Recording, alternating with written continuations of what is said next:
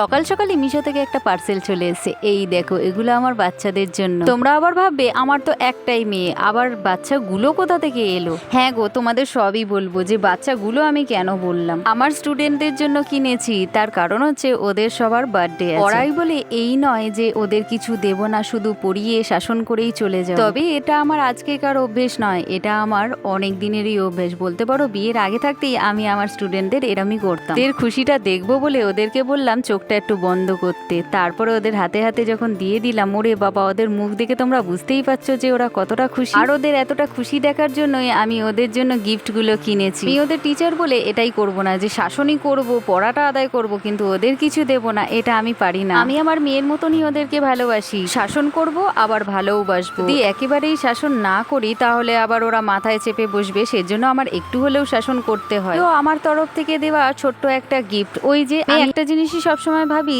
যে আমার সামর্থ্য মতো আমি ওদেরকে গিফট দেবো, কিন্তু গিফটটা সবারই যেন এক হয়, কেউ যেন কারোর প্রতি যেন আমার কম বেশি না হয়, ওকে কম দেবো ওকে বেশি দেবো, এই জিনিসটা যেন আমার অন্তত না হয়। আমার কাছে সব বাচ্চারাই সমান, সেজন্য আমি কারোর জন্য আলাদা কিছু চোখে দেখিনি আর আলাদা কিছু চোখে দেখিও না, তাই জন্য সবারই একই জিনিস একই রকম নিয়েছি। তাহলে রান্নাটা বসিয়েই দিই, কারণ মেয়ে আবার স্কুলে যাবে, রান্না না করলে মেয়েটা খেয়ে যেতে পারবে না। একে তো কিছু খায় না, তার মধ্যে আবার একটু ভাত খাওয়ালে হয় বলো তো? খুব তাড়াতাড়ি হাসির মজার ভিডিও কিন্তু আমি দিতে চলেছি, আমাকে কিন্তু ফলো করতে ভুলো না, কিন্তু সব মিস করবে। এই দেখো আমি কি বানিয়েছি, এটাই হচ্ছে আমার মেন জিনিস। যখন ভিডিওটা দেখার পর তোমরা হয়তো কমেন্ট করবে, তার জন্য আমি ভিডিওটা আগে আগে করে দিলাম। তবে খুব তাড়াতাড়ি আসতে চলেছে আমার এই ভিডিওটা, দেখতে কিন্তু ভুলো না, তাহলে ভীষণ বড় মিস করবে। আমার ভিডিও আমি নিজে দেখে হাসিতে গড়াগড়ি খাচ্ছি, তাহলে তোমাদের কি অবস্থা হবে? তো বারবারই বলছি মা ওই ভিডিওটা চালাও, আমার খুব মজা হচ্ছে, খুব হাসিও পাচ্ছে, যখনই মন খারাপ হবে ওই ভিডিওটা খুলে দেখে নেবো, তাহলে খুব হাসি পাবে। সব করতে করতে আমার অবস্থাটা কি হয় দেখেছো?